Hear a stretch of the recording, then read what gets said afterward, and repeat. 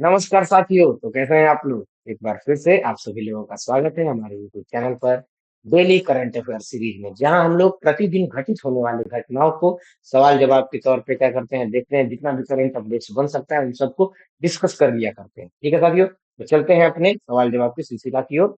उससे पहले हम लोग क्या करते हैं, कोट। तो आज का कोट क्या है? आज का कोट है, मंजिल उन्हीं को मिलती है, ध्यान रखिएगा, मंजिल उन्हीं को मिलती है जिनके सपनों में जान होती है, पंख से कुछ नहीं होता, हौसलों से उड़ान होती है। तो मंजिल तभी आपको मिलेगी जब क्या हो, आप सपना देखते हो, आपका कुछ ना कुछ ड्रीम हो, कुछ पाने का सपना हो कि मुझे ऐसा करना है, मुझे इतना बड़ा करना है। अगर कुछ सपना ही नहीं देखिएगा तो फिर उसके लिए कुछ कर्म ही नहीं कीजिएगा, है ना? तो सपना जो है वो क्या करता है, आपको प्रेरित करता है कुछ कार्य करने के लिए, कुछ बड़ा करने के लिए। और पंख से कुछ नहीं होता, पंख से कुछ नहीं होता। पंख यहाँ पे संसाधन को दिखाता है। पंख का मतलब क्या है? संसाधन। आपके पास संसाधन हो या ना हो, एक गरीब घर का बच्चा भी क्या है, बहुत आगे निकल सकता है। जैसे एपीजे अब्दुल कलाम, ये तो बहुत छोटे परिवार के, लेकिन पूरा दुनिया में उनका डंका बजा है कि नहीं साथियों? पंख से कुछ नहीं होता है, हौसलों से उड़ान होती है। हौसला है हमारे अंदर का, जुनून, हमें कुछ करना है कि नहीं, हमें करने की भूख है कि नहीं। ठीक है साथियों, इसी के साथ शुरू करते हैं आज के सवाल को। तो पहला सवाल है, हमारे स्क्रीन पे आ गया। पहला सवाल क्या है, देख लीजिए एक बार। तो पहला सवाल है, हाल ही में 18 फरवरी 2025 को पीएम, पीएम मतलब प्रधानमंत्री फसल बीमा योजना ने कितने वर्ष पूरे किए हैं? तो बताना है आपको कि 18 फरवरी 2025 को अभी जो पीएम फसल बीमा योजना है, जिसके अंतर्गत जो किसान है, किसान लोगों को क्या किया जाता है, जो पैसा धनराशि भेजी जाती है डायरेक्ट उनके बैंक अकाउंट में। तो कितने वर्ष इनके पूरे हो चुके हैं इस साल 2025 में? तो विकल्प है आपके पास 8 साल, 11 साल, 9 साल या फिर 10 साल। तो इसका सही जवाब क्या है साथियों? इसका सही जवाब है 9 वर्ष। 9 वर्ष पूरा हो चुका है। वर्ष 2025 में पीएम जो प्रधानमंत्री है, पीएमएफबीवाई, ये भी ध्यान रखना है आपको, एफबीवाई फसल बीमा योजना, इसकी 9वीं वर्षगांठ है, मतलब 9वां साल है। जिसे अप्रत्याशित प्राकृतिक आपदाओं के कारण, देखिए, अप्रत्याशित प्राकृतिक आपदाओं के कारण, इसका मतलब क्या हुआ कि ऐसी आपदा जो अप्रत्याशित है। अप्रत्याशित का मतलब समझते हैं ना, जो किसी भी वक्त घटित हो सकती है, जिसके बारे में कोई पहले से जानकारी नहीं होती है, उसी को क्या बोलते हैं? अप्रत्याशित बोलते हैं। ठीक है, तो बहुत सारी घटना ऐसी होती है जिनकी जानकारी हमें पहले से नहीं होती है, अचानक से वो घटनाएं घट जाती है। इस तरह की घटना को हम क्या बोलते हैं? अप्रत्याशित घटना बोलते हैं।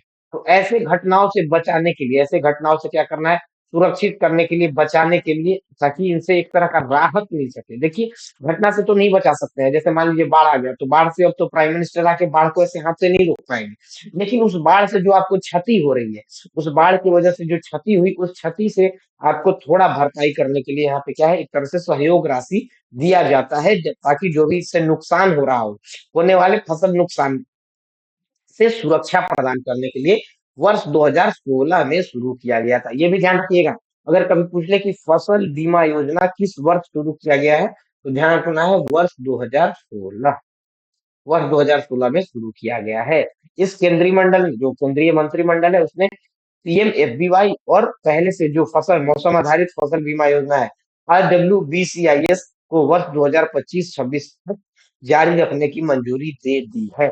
इस साल तो जारी रहेगा, अब अगला साल रहे कि नहीं, इस पे फिर से संसद विचार करेगा, फिर से सरकार विचार करेगी, अगर जारी रखना होगा तो इसको मंजूरी देगी, जारी नहीं रखना होगा तो इसको खारिज करेगी। मतलब हर एक साल क्या हो रहा है, एक्सटेंड हो रहा है। एक साल के लिए बिल आया, जो बिल शुरू में आया 2016 में, वो एक साल के लिए बिल आया। ठीक है, तो साल भर के लिए बिल आया, साल भर दिया गया, जनता को फायदा हुआ, जो किसान है उनको फायदा हुआ, तो सरकार ने सोचा कि जब किसान लोगों को फायदा हो रहा है तो क्यों नहीं इसको और आगे तक के लिए लागू रखे। तो उसने क्या किया कि इसको और आगे के लिए हर एक साल बार बार संसद से पास करा करा के और करा करा के आगे की ओर हमेशा हर साल बढ़ाते गए हैं। ठीक है साथियों, देख लेते हैं आगे। तो इसके बारे में जान लेते हैं कि पीएमवीएसबीवाई क्या है। तो इसके बारे में हम लोग देख ही चुके। ये क्या है, एक तरह का केंद्रीय क्षेत्रक योजना है। केंद्रीय क्षेत्रक योजना का मतलब क्या है कि केंद्र के क्षेत्र में, राज्य के द्वारा इसमें सहयोग नहीं है, केंद्र के द्वारा सहयोग किया जाता है। जिसमें क्या है, जिसका उद्देश्य क्या है, प्राकृतिक आपदा हो, कीट, कीट पतंग, जानते हैं ना, जो कीड़ा मकोड़ा लग जाता है, बहुत सारा कीड़ा कीड़ा लग जाता है, हर्बीवोर्स बोलते हैं उसको, वो पूरी फसल को बर्बाद कर देता है। या फिर किसी तरह की बीमारी हो गई फसल में, जिसके कारण अगर अगर फसल क्या हो गया, बर्बाद हो गया, तो उस स्थिति में किसानों को वित्तीय सुरक्षा प्रदान किया जाता है, मतलब कुछ धनराशि उनको दिया जाता है। ठीक है, इसमें क्या है, अधिसूचित जो भी है, अधिसूचित क्षेत्रों में उस तरह की फसलें उगाने वाले और बटाईदार और किराएदार किसान सहित सभी किसान को दिया जाता है, मतलब जो भी किसानी से जुड़े, हुए हैं, सबको इसमें दिया जाएगा। ठीक है? और लगभग लगभग कुल कवरेज में 55% भागीदारी है गैर संघीय किसानों की। ठीक है साथियों, चलते हैं अगले सवाल की ओर। अगला सवाल क्या है हमारा? अगला सवाल है पूसा पूसा कृषि विज्ञान मेला 2025 का आयोजन कहाँ किया जा रहा है? पूसा आप लोगों को पता होगा, यहाँ जो कृषि का एक बहुत बड़ा कॉलेज भी है। ठीक है, तो आगे देख लेते हैं विकल्प किसका। विकल्प है नई दिल्ली, जयपुर, पटना या फिर वाराणसी। तो इसका सही जवाब क्या है साथियों? यहाँ पे देखिए बैनर लगा हुआ है, आप लोगों के लिए ला दिया हूँ।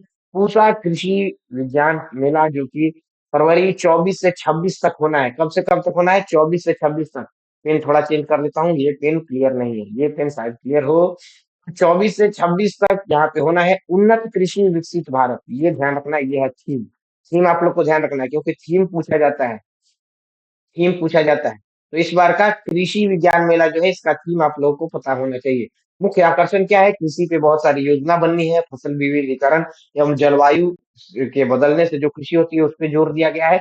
युवा युवा और महिलाओं में एक तरह का उद्यमिता लाना चाहा गया है, जैसे कि एंटरप्रेन्योरशिप। समझिए कि एक तरह से क्या होगा कि बस कृषि से नहीं जुड़े रहिए, कृषि से उपजने वाले जो भी फसल है उसको क्या करिए, अब सेकेंडरी सेक्टर में डालिए, उससे कुछ आप नया उत्पाद बनाइए और उसको सेल करिए, ताकि आप एंटरप्रेन्योरशिप की तरह आप उसको ग्रोथ कर सके। ठीक है, साथ ही साथ कृषि का विपणन, जो कृषि संगठन है, स्टार्टअप है, उसमें सहयोग करना है। डिजिटल कृषि को डिजिटल करना है।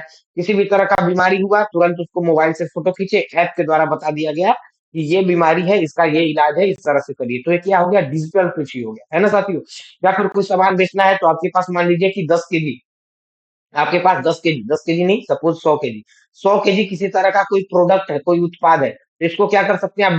डिजिटली आप अपने फोन में देख लीजिए कि यहाँ इस मार्केट में मेरे को बेचना है, यहाँ बढ़िया रेट मिल रहा है, वहां पे सीधे सेल कर दीजिए, वहां आप बेच सकते हैं। ठीक है, किसानों के लिए नवाचार, किसानों के लिए नया नया व्यवस्था लाया जा रहा है। किसके द्वारा किया जा रहा है यहाँ? तो कृषि एवं किसान कल्याण मंत्री जो है शिवराज सिंह चौहान, एमपी के, एमपी मध्य प्रदेश के, इनके द्वारा 22 फरवरी को यहाँ इसका पूरा का पूरा दौरा शुरू करेंगे और वहां से शुरुआत किया जाएगा। 24 से 26 तक चलेगा। इस उद्घाटन में मुख्य अतिथि रहेंगे। किसके द्वारा किया जा रहा है? तो जो बताया था, कृषि का कॉलेज भी है, बहुत बड़ा संस्थान है, कृषि अनुसंधान परिषद, भारतीय कृषि अनुसंधान संस्थान, ICAR, IARE, IARI इंडिया। ठीक है, तो ये इसके द्वारा, ये जो कहाँ पे है, ये पूसा में ही है, ध्यान रखना, ये पूसा में। ठीक है, इसी के द्वारा किया जा रहा है। इसका मेले का विषय क्या है? विषय ध्यान रखना है आपको, उन्नत कृषि विकसित भारत। विकसित भारत बताता है, तो उसके लिए कृषि को तो उन्नत करना ही पड़ेगा। ठीक है साथियों, चलते हैं अगले सवाल की ओर। अगला सवाल हम लोग देख लेते हैं। अगला सवाल क्या है? अगला सवाल है, हाल ही में वन मैन ऑफिस पहल किसके द्वारा शुरू किया गया है? वन मैन ऑफिस मतलब एक आदमी है, एक आदमी ही खुद में क्या है? ऑफिस है। तो ये है नीति आयोग, LIC, DRDO या फिर ONGC। तो ये सही जवाब क्या है साथियों? LIC। ठीक है, ध्यान रखना है आपको, LIC, भारतीय जीवन बीमा निगम ने अपनी बिक्री बल को सशक्त बनाने और स्ट्रॉन्ग करने और पॉलिसी धारकों को 24x7 मतलब कि 24 घंटा 7 दिन, मतलब पूरा तरह से उसको निर्विवाद, ठीक है, किसी भी तरह का बाधा न हो, उस तरह की डिजिटल सेवा प्रोवाइड करने के लिए, देने के लिए क्या किया है? 17 फरवरी, ध्यान रखना है तारीख, 17 फरवरी 2025 को वन मैन ऑफिस का जो ये पूरा का पूरा ऑनलाइन कॉन्सेप्ट है, इस सेवा को क्या कर दिया गया है? शुरू कर दिया गया है। घर बैठे हम 24 घंटा मतलब अपने इंटरनेट से डिजिटली क्या कर सकते हैं? सेवा को ले सकते हैं, प्रदान कर सकते हैं। चलते हैं अगले सवाल की ओर। भारत सरकार ने मुख्य आर्थिक सलाहकार वी अनंत नागेश्वरन का कार्यकाल कितने वर्ष के लिए बढ़ा दिया है? ये अभी भारत सरकार के लिए मुख्य आर्थिक सलाहकार है, तो इनका जो कार्यकाल है बढ़ा दिया गया है। अभी ये इनका खत्म होने वाला था, लेकिन फिर से बढ़ा दिया गया। तो कितने साल के लिए? 1 साल, 2 साल, 3 साल या फिर 6 महीना? तो सही जवाब क्या है साथियों? 2 साल। 2 साल के लिए इसको एक्सटेंड कर दिया गया है। ठीक है, खबर देख लीजिए, 2 साल के लिए बढ़ा दिया गया है, जो कि अब 31 मार्च 2027 तक जारी रहेगा। मतलब पहले आप समझिए तो 31 मार्च 2025, 2025 समझ रहे हैं ना? तो 2025 तक ही इनका कार्यकाल था, लेकिन अब इसमें 2 साल और 2 इयर्स को और ऐड कर दिया गया है, कार्यकाल को एक्सटेंड कर दिया है। ठीक है, ठीक है। और इस पर निर्णय किसने लिया? तो प्रधानमंत्री नरेंद्र मोदी और उनकी अध्यक्षता में जो कैबिनेट मंत्रियों है उसकी एक समिति थी, उसके द्वारा यह निर्णय लिया गया है। ठीक है साथियों, चलते हैं अगले सवाल की ओर। अगला सवाल है हमारा, एक दिवसीय अंतरराष्ट्रीय क्रिकेट में 11,000 रन बनाने वाले दूसरे सबसे तेज खिलाड़ी। तो दूसरे सबसे तेज खिलाड़ी बताना है, विराट कोहली, रोहित शर्मा, बाबर आजम या फिर स्टीव स्मिथ। सही जवाब क्या है साथियों? रोहित शर्मा। हाल ही में जो अभी ICC का चैंपियंस ट्रॉफी चल रहा है, उसमें इन्होंने 11,000 रन पूरे किए हैं। देखिए टॉप 5 कौन है सबसे कम पारी में। तो विराट कोहली ने ये क्या 11,000 रन मात्र 222 पारी में हासिल कर लिया है। जबकि रोहित शर्मा 261, सचिन तेंदुलकर का रिकॉर्ड तोड़ लिया। सचिन तेंदुलकर को पारी लगी थी 276। रिकी पॉन्टिंग ऑस्ट्रेलिया के हैं, इनको लगा था 286। जबकि सौरभ गांगुली इनको लगा था 288। समझिए भारत के क्रिकेटर लोग रन बनाने में बहुत आगे हैं। यहाँ टॉप 5 में तो 4 तो भारत के ही लोग हैं, है ना। और सबसे ज्यादा छक्का लगाने की सूची में भी पाकिस्तान के जो शाहिद अफरीदी है 351, इनसे जस्ट पीछे है, और इनसे मात्र लग रहा है कि लगभग 10 से भी कम, 10 से भी कम छक्कों से पीछे है। मतलब 340 छक्के के आसपास ये पहुंच चुके हैं। और 10 छक्का लगा देंगे तो पूरे विश्व में सबसे ज्यादा छक्का लगाने वाले खिलाड़ी ये बन जाएंगे। ठीक है साथियों, तो ये कम उपलब्धि हासिल किया है चैंपियंस ट्रॉफी 2025 जो चल रहा है, इसमें अभी बांग्लादेश के खिलाफ जो इनकी पहली मैच थी उसकी पारी में ये आए हुए। ठीक है, आगे देखते हैं। हाल ही में किस देश ने बीओबीपी आईडीओ की अध्यक्षता संभाली है? बीओबीपी ध्यान रखना है आप लोग, बे ऑफ बंगाल। बीओबीपी क्या है? बे ऑफ बंगाल। अच्छा यहाँ पे मैंने फुल फॉर्म डाल दिया है। बे ऑफ बंगाल प्रोग्राम है जिसको क्या बोलते हैं, इंटर गवर्नमेंटल ऑर्गेनाइजेशन है। यह इंटर गवर्नमेंटल ऑर्गेनाइजेशन है जिसमें कि इंटर गवर्नमेंट कौन कौन है, यहाँ देख लीजिए, अलग अलग देश का झंडा लगा हुआ है जो जो इस पूरे के पूरे क्षेत्र में अपना योगदान देता है। जैसे कि यहाँ पे बांग्लादेश, भारत, मालदीव और श्रीलंका, देखिए झंडा तो लगा ही हुआ है। जबकि कुछ गैर अनुबंधित मतलब नॉन कॉन्ट्रैक्ट वाले हैं, लेकिन वो जो बंगला से रिलेटेड है तो उन लोगों को भी इसमें अस्थायी टाइप से एक तरह का सदस्य है। जैसे कि इंडोनेशिया हो गया, मलेशिया हो गया, म्यांमार हो गया, थाईलैंड हो गया, तो ये सब देश हैं। और हाल ही में इसका भारत ने माले में आयोजित, जो कि माले मालदीव में ये आयोजित था, 13वीं गवर्निंग काउंसिल, इसमें जो बंगाल की खाड़ी है इससे रिलेटेड जो ये संगठन है इसका अधिकार लिया है। ठीक है, तो यह संगठन बंगाल की खाड़ी में क्षेत्रीय सहयोग और सतत विकास के प्रति अपनी प्रतिबद्धता पर जोर देता है। ठीक है, मतलब कि पूरे बंगाल की खाड़ी से रिलेटेड जितने भी देश है, ये पूरा पूरा एक तरह से तो हमारा भारत है ही, है ना।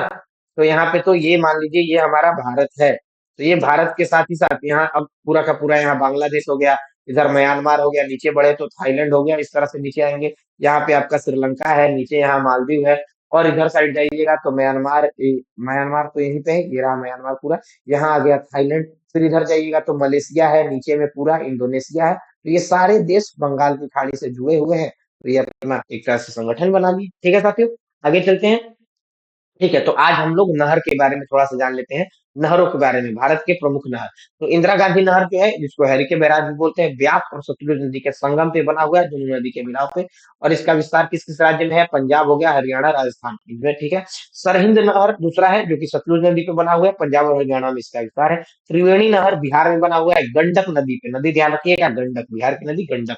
ठीक है, उसके बाद शारदा नदी पे ही यूपी में बना हुआ है। शारदा नदी पे ही यूपी में बना हुआ है ठहर। ठीक है, उसके बाद ईडन ईडन दामोदर नदी पे बना हुआ है, पश्चिम बंगाल दामोदर दामोदर नदी घाटी परियोजना पूरे के पूरे पश्चिम बंगाल और साथ ही साथ झारखंड का इलाका जो है उस पूरे को क्या करता है, एक साथ जोड़ता है। ठीक है, आगे देखते हैं तिलपाड़ा भी पश्चिम बंगाल में है, ये भी ध्यान रखिएगा। तिलपाड़ा मयूराक्षी नदी, नदी क्या है? मयूराक्षी तिलपाड़ा। ठीक है, उसके बाद मुथा नदी पर मुथा नहर, ठीक है, महाराष्ट्र का मुथा नदी पर मुथा नहर।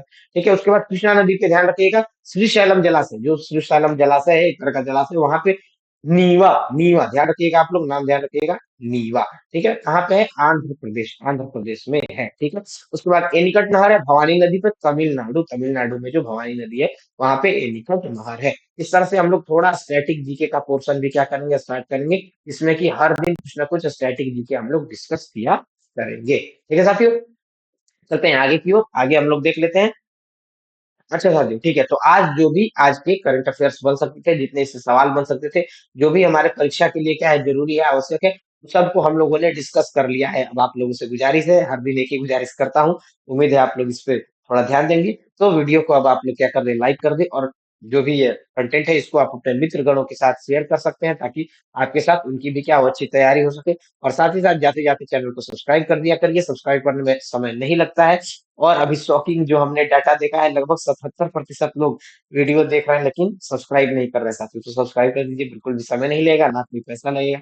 इसको फटाफट सब्सक्राइब करके, और बेल आइकन को, जो बेल आइकन है इसको दबा दीजिए। इसमें बहुत तरह का, अलग अलग तरह का कंटेंट आता है आपकी जानकारी के लिए, आपको समझ विकसित करने के लिए, साथ ही साथ आगे के प्रिपरेशन के लिए पूरी तरह से यह इंपॉर्टेंट है। ठीक है साथियों, तो इसी के साथ आज के पूरे कार्यक्रम को यहाँ पे समाप्त करते हैं। मिलते हैं एक नए वीडियो में, एक नए कंटेंट के साथ। तब तक के लिए हँसते रहिए, खुश रहिए, स्वस्थ रहिए, मस्त रहिए, पढ़ते रहिए। जय हिंद, जय भारत।